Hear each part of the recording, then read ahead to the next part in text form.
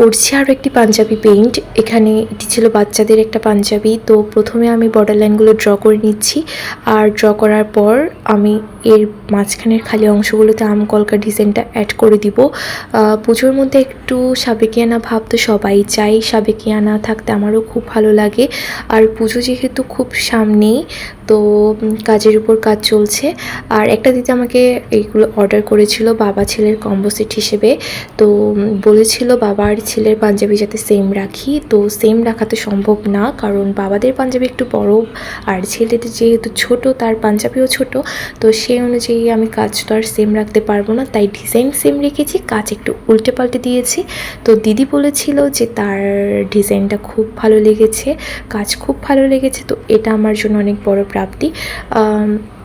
জানি না আমি কতটুকু করতে পেরেছি, কিন্তু আমার কাজটা দেখার পর, মানে ফাইনাল লুকটা দেখার পর আমার খুব শান্তি লেগেছে যে হ্যাঁ আমি পেরেছি। জানি না তোমাদের কেমন লাগছে বা লাগতে পারে, আমার খুব ভালো লেগেছে আর কি। এটা আমার অপিনিয়ন দিলাম, আর কাস্টমারও বলেছে তার খুব ভালো লেগেছে।